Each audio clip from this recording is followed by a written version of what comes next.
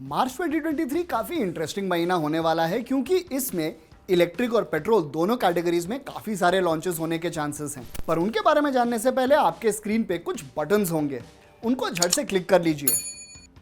कर दिया क्लिक? तो चलिए शुरू करते हैं। टीवीएस iQube इलेक्ट्रिक स्कूटर के टॉप वेरिएंट का हम काफी दिनों से इंतजार कर रहे हैं और ऑटो एक्सपो 2023 में इससे मुलाकात करने के बाद हम अब तो और भी इंपेशेंट हो गए हैं। अब वैसे तो iQube ST देखने में दूसरे iQube जैसे ही लगता है, लेकिन हाँ, इसके हैंडल बार स्टाउट पे फ्लाई स्क्रीन हल्का सा बड़ा है, इसका इंस्ट्रूमेंट कंसोल अब थोड़ा और बड़ा है और टच स्क्रीन भी है। इसका रेंज और टॉप स्पीड दूसरे iQube से बेहतर है और कन्वीनियंस की बात करें तो इसका अंडरसीट स्टोरेज दूसरे iQube से लगभग दुगना है। पर अंडरसीट स्टोरेज की बात करें तो iQube टॉप में नहीं है। वो खिताब कोई और इलेक्ट्रिक स्कूटर ले गया है जो हाल ही में लॉन्च हुआ है। क्या आप उस इलेक्ट्रिक स्कूटर का नाम जानते हैं? जवाब कमेंट्स में लिख दीजिए। 2022 में iQube, एथर और ओला तीनों को अपडेट्स मिले, तो लिहाजा बजाज चेतक थोड़ा सा तो बुरा फील कर रहा होगा।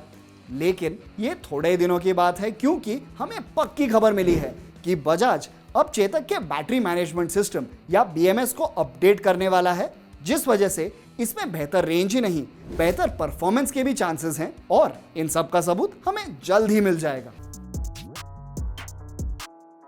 हम सबको पता है कि हीरो स्प्लेंडर का इंजन एक्चुअली होंडा से आया है और अब लगता है कि होंडा यही जादू एक और बार दोहराने वाला है एक ब्रांड न्यू 100cc कम्यूटर के साथ। कॉन्सेप्ट डिजाइन से पता चलता है कि होंडा के इस कम्यूटर का बेसिक डिजाइन स्प्लेंडर जैसा ही होगा, वही स्लोपर इंजन, स्क्वायर टैंक और मिनिमल बॉडी पैनल्स, लेकिन हाँ, इसमें स्पोक व्हील्स नहीं अलॉय व्हील्स होंगे और ये होगा भी काफी अफोर्डेबल। तो क्या होंडा फाइनली पासा पलट सकता है?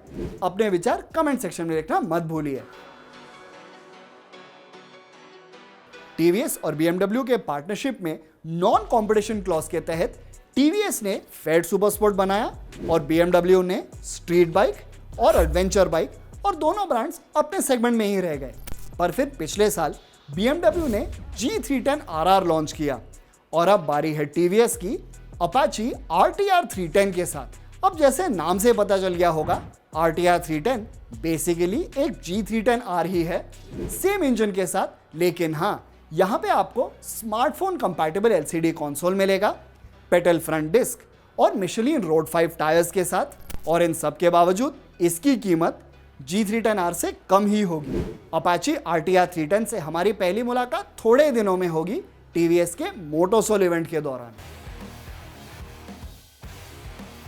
2022 में जब KTM ने 390 एडवेंचर को अपडेट किया तो काफी लोगों की शिकायत थी कि एक असली एडवेंचर बाइक की तरह इसमें एक स्पोक व्हील वाला वेरिएंट होना चाहिए। और अब लगता है KTM ने इन सब की बात सुन ली क्योंकि 390 एडवेंचर का स्पोक व्हील वेरिएंट दूसरे देशों में थोड़े दिनों पहले लॉन्च हुआ और अब इंडिया में जल्द ही आ जाएगा। अब जितना हमें लगता है, इस नए वेरिएंट में ट्यूबलेस स्पोक व्हील्स और हल्का सा प्राइस हाइक के सिवाय बाकी सब सेम ही होगा। तो वही दमदार इंजन, काफी सारे राइडिंग एड्स, लेकिन अफसोस वही स्टिफ सस्पेंशन भी। कुछ महीनों पहले हमने अपकमिंग रॉयल एनफील्ड्स के बारे में वीडियोस बनाए, पर उनके सिवाय कॉन्टिनेंटल GT 650 और इंटरसेप्टर 650 दोनों का एक नया अपडेटेड वेरिएंट आने वाला है। सबसे बड़ा चेंज अलॉय व्हील्स, जो देखने में हंटर 350 से मिलते जुलते हैं। साथ में इंजन और एग्जॉस्ट दोनों को एक स्टाइलिश ब्लैक ट्रीटमेंट मिलता है। इसके स्विच गियर भी अपडेटेड हैं जो सुपर मीटर 650 की तरह अब एक विंटेज लुक देते हैं और लेफ्ट साइड स्विच गियर पे आपको USB पोर्ट भी मिलता है। दोनों बाइक्स में अब दो नए पेंट स्कीम्स भी हैं और ऑफ कोर्स इन सब चीजों के साथ इनकी कीमत भी हल्की सी बढ़ गई है। इन सब लॉन्चेस के साथ मार्च 2023 में बाकी सारे ब्रांड्स अपने तमाम टू व्हीलर्स को OBD2 नॉर्म से कंप्लायंट बना देंगे और लिस्ट में पहला नाम होगा यामाहा, जो अपने इंडिया लाइनअप के बचे खुचे मॉडल्स जैसे एरोक्स 155 और FZ25 को भी यही अपडेट्स देंगे। तो ये था हमारा लिस्ट मार्च 2023 के आने वाले टू व्हीलर्स का। और जैसे हमने कहा, इनके सिवाय भी तमाम टू व्हीलर्स अपडेट होने वाले हैं और इन सब की जानकारी आपको बाइक देखो पे ही मिल जाएगी। तो झट से वो सब्सक्राइब बटन और वो बेल आइकॉन को दबा दीजिए और देखते रहिए बाइक देखो।